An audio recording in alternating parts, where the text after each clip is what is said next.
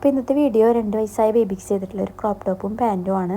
അപ്പോൾ നമുക്ക് ഇതിൽ കട്ടിങ്ങും അതിൻ്റെ സ്റ്റിച്ചിങ്ങും കാണാം. ഫസ്റ്റ് നമ്മൾ പാൻറ്റാണ് ചെയ്യുന്നത്. അപ്പോൾ അതിന് വേണ്ടിയിട്ട് ഞാൻ ഇവിടെ ലൈനിങ്ങിലാണ് മെഷർമെൻറ്റ്സും കാര്യങ്ങളൊക്കെ അടയാളപ്പെടുത്തുന്നത്. അപ്പോൾ നമ്മൾ ലൈനിങ് 4ആയിട്ട് മടക്കി ഇട്ടിട്ടുണ്ട്. അതിനുശേഷം നമുക്ക് ഫസ്റ്റ് അടയാളപ്പെടുത്തുന്നത് എലാസ്റ്റിക് വെക്കാനുള്ള പട്ട അടിക്കാനുള്ള 2 ഇഞ്ച് നമ്മൾ അടയാളപ്പെടുത്തിയിട്ടുണ്ട്. അതിനുശേഷം അതിന് താഴേക്കാണ് നമ്മൾ ബാക്കി മെഷർമെൻറ്റ്സും കാര്യങ്ങളൊക്കെ അടയാളപ്പെടുത്തുന്നത്. അപ്പോൾ ഫുൾ ലെങ്ത്ത് വരുന്നത് 16 ഇഞ്ചാണ്. അതിലൊരു 6 ഇഞ്ച് നമുക്ക് താഴെ ഒരു ഫ്രില്ല് വരുന്നുണ്ട്, അതിന് വേണം. അപ്പോൾ നമ്മളത് മൈനസ് ചെയ്തിട്ട് ബാക്കി 10 ഇഞ്ചാണ് എടുത്തിട്ടുള്ളത്. അതിലൊരു 11 നമ്മൾ എടുക്കുന്നുണ്ട് സീം അലവൻസ് അടക്കം. അതിനുശേഷം നമുക്ക് ആ ഒരു 2 ഇഞ്ച് നമുക്കൊന്ന് സ്ട്രെയിറ്റ് ലൈൻ വരച്ച് കൊടുക്കാം. അതിനുശേഷം നമുക്ക് ക്രോച്ച് ലെങ്ത്താണ് അടയാളപ്പെടുത്തേണ്ടത്. അപ്പോൾ ക്രോച്ച് ലെങ്ത്ത് ഞാൻ ഇവിടെ എടുത്തിട്ടുള്ളത് 6.5 ആണ്. അപ്പോൾ 2-3 വയസ്സായ ബേബിക്കൊക്കെ 6.5 മുതൽ 7.5 വരെ നമുക്ക് എടുക്കാം. അവിടെ നമുക്കൊന്ന് 1 ഇഞ്ച് അടയാളപ്പെടുത്തിയിട്ട് നമുക്കതൊന്ന് മേലേക്ക് ജോയിൻ ചെയ്ത് കൊടുക്കാം. ഒരു സ്ട്രെയിറ്റ് ലൈൻ വരച്ച് കൊടുക്കാം.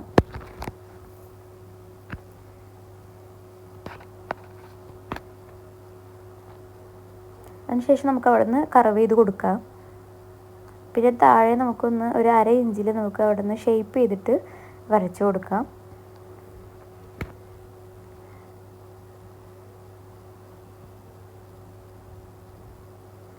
അതിനുശേഷം നമുക്കിത് കട്ട് ചെയ്തിട്ട് എടുക്കാം.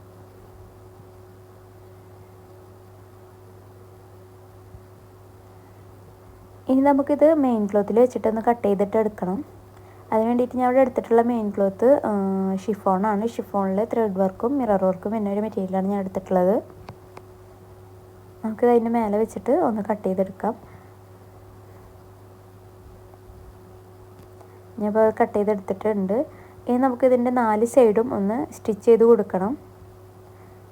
ഇങ്ങനെ സ്റ്റിച്ച് ചെയ്ത് കൊടുത്തു കഴിഞ്ഞാൽ നമുക്ക് ബാക്കിയുള്ള കാര്യങ്ങൾ ചെയ്യാൻ ഭയങ്കര എളുപ്പമായിരിക്കും. ലൈനിങ്ങും മെയിൻ ക്ലോത്തും തമ്മിൽ ഇളകിപ്പോവൊന്നും ഉണ്ടാവില്ല. നല്ല നീറ്റായിട്ട് തന്നെ നമുക്ക് അടിച്ചെടുക്കാൻ പറ്റും. അങ്ങനെ 2 ഭാഗം നമ്മൾ അടിച്ചെടുത്തിട്ടുണ്ട്. ഇനി നമുക്ക് ക്രോച്ച് ലെങ്ത്ത് സ്റ്റിച്ച് ചെയ്തിട്ട് എടുക്കാം. അതിനുശേഷം നമ്മളതൊന്ന് നിവർത്തി ഇടുന്നുണ്ട്. ഇനി നമുക്ക് എലാസ്റ്റിക് ഇടാനുള്ള പട്ട അടിച്ചെടുക്കാം. അതിനായിട്ട് ആദ്യം 1/2 ഇഞ്ച് ഒന്ന് മടക്കി അതിനുശേഷം 1 ഇഞ്ച് മടക്കിയിട്ട് നമ്മൾ പട്ട അടിച്ച് കൊടുക്കുന്നുണ്ട്.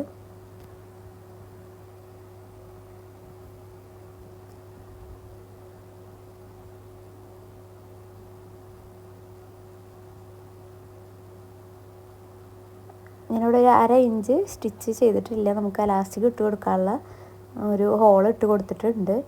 അതിനുശേഷം നമുക്കിനി ആ താഴെ ഫ്രില്ല് വെക്കണം.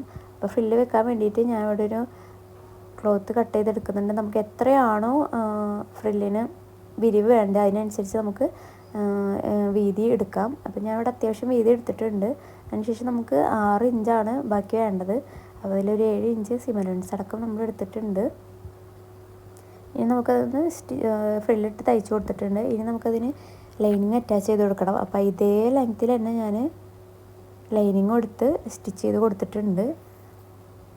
അപ്പോൾ സ്റ്റിച്ചിങ്ങിൻ്റെ വീഡിയോ ഞാൻ ഇതിൽ ഉൾപ്പെടുത്തിയിട്ടില്ല, കാരണം വീഡിയോ ലെങ്ത്ത് ആവണ്ടെന്ന് വിചാരിച്ചിട്ട്. അപ്പോൾ നമുക്ക് സൈഡൊക്കെ നമ്മൾ ജോയിൻ ചെയ്ത് മടക്കി അടിച്ചിട്ടുണ്ട്. ഇനി നമുക്ക് എലാസ്റ്റിക് ഇട്ട് കൊടുക്കണം. ഒരു സേഫ്റ്റി പിൻ വെച്ചിട്ടാണ് എലാസ്റ്റിക് ഇട്ട് കൊടുക്കുന്നത്. അപ്പോൾ നമ്മളെപ്പോഴും എലാസ്റ്റിക് എടുക്കുമ്പോൾ നമ്മളെ വേസ്റ്റ് റൗണ്ടിനേക്കാളും ഒരു 2 ഇഞ്ച് കുറച്ചിട്ട് എടുക്കാൻ ശ്രദ്ധിക്കുക. നമ്മളെ വേസ്റ്റ് റൗണ്ട് ഒരു 20 ഇഞ്ചാണെങ്കിൽ നമ്മൾ 2 ഇഞ്ച് കുറച്ചിട്ട് ഒരു 18 ഇഞ്ച് ആ ഒരു ലെവലിൽ എടുത്താൽ മതി. കാരണം നമ്മൾ സ്റ്റിച്ച് ചെയ്ത് വരുമ്പോൾ അതൊന്ന് എലാസ്റ്റിക് ഒന്ന് ലൂസായിട്ട് പോവും. അപ്പോൾ നമ്മളെപ്പോഴും ആ കാര്യം ഒന്ന് ശ്രദ്ധിക്കുക.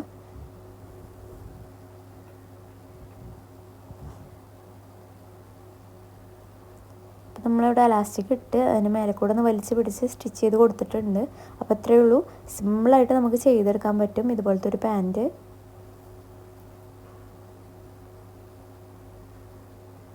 ഇനി നമുക്ക് ടോപ്പാണ് ചെയ്യാനുള്ളത്. അപ്പോൾ ക്രോപ്പ് ടോപ്പാണ്, സ്ട്രാപ്പ് വെച്ചിട്ടുള്ള ടോപ്പാണ്.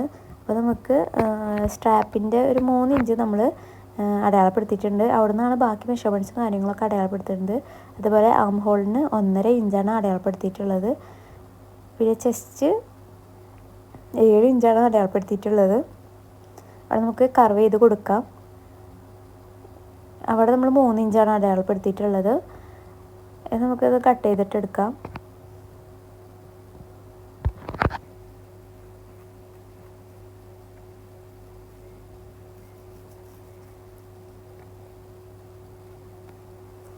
ഇനി നമുക്ക് ഇതിൻ്റെ സ്ട്രാപ്പ് നമുക്ക് കട്ട് ചെയ്തിട്ട് എടുക്കാം. അപ്പോൾ ഇതുപോലെ ഒരു മിറർ വർക്ക് വരുന്ന കാരണം ഞാൻ ലൈനിങ് വെച്ചിട്ടാണ് സ്ട്രാപ്പ് ചെയ്തിട്ടുള്ളത്.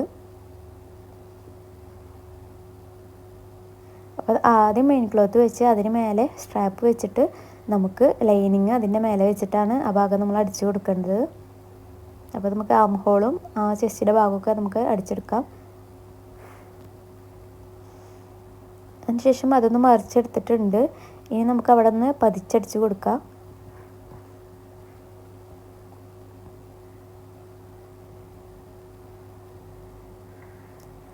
നമുക്ക് അവിടെ നിന്ന് പതിച്ചടിച്ച് കൊടുക്കാം. അപ്പോൾ പതിച്ചടിച്ച് വന്നിട്ടുണ്ട്. ഇനി നമുക്ക് അതുപോലെ തന്നെ ബാക്ക് സൈഡും സ്റ്റിച്ച് ചെയ്തെടുക്കണം. ഇപ്പോൾ രണ്ട് ഭാഗവും സ്റ്റിച്ച് ചെയ്തെടുത്തിട്ടുണ്ട്. ഇനി നമുക്ക് ഇതിൻ്റെ അടി നമുക്ക് മടക്കി അടിക്കേണ്ട ആവശ്യമില്ല, വേറെ ഒരു മെത്തേഡാണ് ചെയ്യുന്നത്.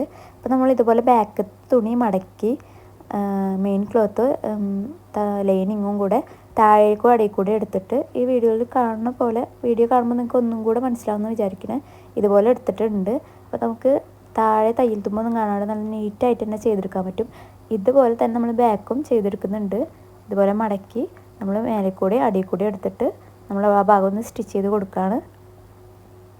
അങ്ങനെ രണ്ട് ഭാഗം നമ്മൾ സ്റ്റിച്ച് ചെയ്തെടുത്തിട്ടുണ്ട്. അതിനുശേഷം അവിടെ ഒന്ന് പതിച്ചടിച്ച് കൊടുക്കുക.